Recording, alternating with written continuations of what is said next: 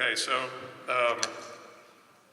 I'm going to talk about the procedure that I've been very interested in for the last 6 or 7 years as it's evolved first in Germany and then elsewhere around the world, which goes by the acronym of SMILE, or the small incision lenticle extraction.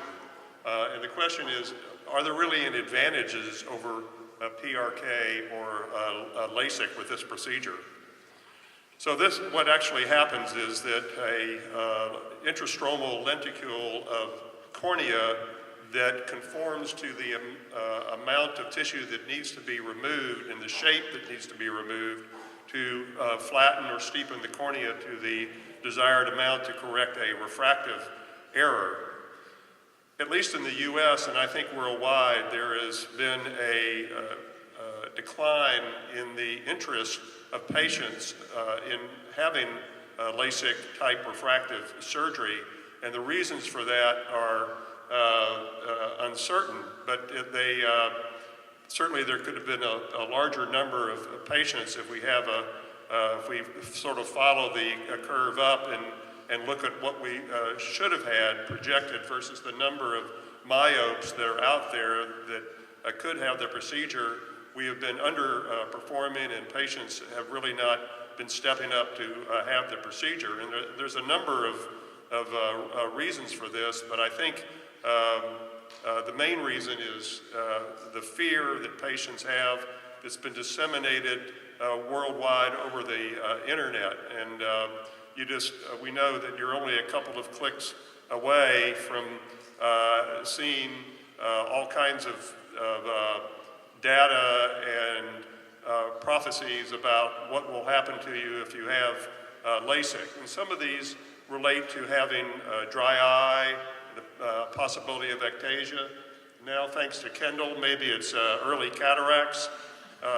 And certainly all of this has been readily disseminated with just a couple of clicks on the internet and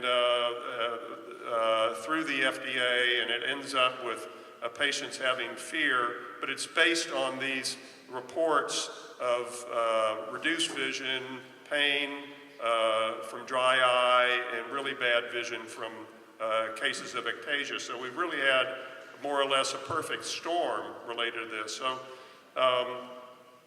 Zeiss, about 10 years ago, started to design a laser with the purpose of performing this intralenticular or this intrastromal lenticular extraction. And I think that, it might solve a couple of the reasons why patients have been reluctant to have the procedure. It may prevent ectasia, and it may prevent dry eye by preserving more of the anterior corneal nerve supply. But if we're going to get that, we must have at least as good visual results as LASIK and PRK, and certainly no more potential intraoperative or postoperative complications. So what actually happens in this procedure is that we have two shaped lamellar cuts and two side cuts that are created sequentially, starting with what you can think of as a refractive cut, or the lenticule cut. And this back layered cut, the flatness of this back layered first cut determines what the correction will be. Then there's the lenticule side cuts that connects the lenticule cut to the cap cut, which is a cut parallel to the anterior corneal surface. So it's this thickness in the middle between the cap cut and the lenticule cut that determines the correction of the refractive error. And finally, we have a cap side cut that allows us to extract this lenticule from the corneal stroma. All of the lenticules are 15, and for myopes at least, are 15 microns on the side. But they can vary in the center depending on the refractive error. So here's a cartoon showing what happens, sped up from the actual speed of the procedure. And you just make these two cuts, the side cuts, the access cut, and then remove the lenticule after dissecting anteriorly and then posteriorly to separate any remaining fibers that are connecting the lenticule from the cornea. So here it is in real life, but again at an accelerated speed. It starts out with a peripheral to central side cut. This is a video of the procedure sped up. Here's the cap cut after the side cuts are made. And you can see the access cut there that we're going to enter. We enter that, we dissect anteriorly and posteriorly, and then make an anterior dissection or spreading procedure out to the periphery the whole way around. First anteriorly and then posteriorly, and then we just reach in and grab this lenticule and ensure that we've removed all of it. So you just have this 45 to 60 to 90 degree access cut in an attempt to preserve the fibers, the nerve supply, as well as the collagen corneal supportive fibers. So here we have the sort of a very simple formula for the amount of corneal that we're going to remove, the thickness of the cornea. All of them are 15 microns on the side, with 14 microns per diopter, with this very straight linear formula that'll give you what the thickness of the lenticule is going to be per diopter of correction. We know that the anterior third of the cornea provides 2/3 of the corneal structural support. So if we can actually preserve more of the anterior cornea, let's say 120 to 150 microns uncut, and then just remove the lenticle from underneath that, then we're preserving much of the corneal strength by leaving the stronger anterior cornea intact. Likewise, in comparison to LASIK, where we cut anywhere from 300 to more corneal nerves with the side cut of the LASIK procedure, with the 45 to 60 degree side cut of the SMILE procedure, we're preserving, in fact, let's say 300 degrees of the anterior corneal nerve supply, with the prospect of less neurotrophic keratopathy. And much of this has already been found and supported in the literature. So it's very simple, just as any other procedure. We just enter the cap dimensions, the diameter, the thickness, etc., the placement or the position of the side cut, etc., and then we plan the lenticule, which is going to give us the refractive power, and just dial this into the software. Dr. Yu and I were fortunate to be part of the U.S. spherical study in the United States, along with 5 other centers. We had actually had the Visumax machine doing flaps and keratoplasties for about 7 years before that, so we were experienced with docking the instrument quite well. It's a unique docking system in which you just directly apply the patient interface directly to the cornea, and it's already connected to the laser, so it's sort of as a concave docking cone that seeks the apex of the cornea, and the patient, because of low suction, retains corneal fixation without amaurosis throughout the procedure.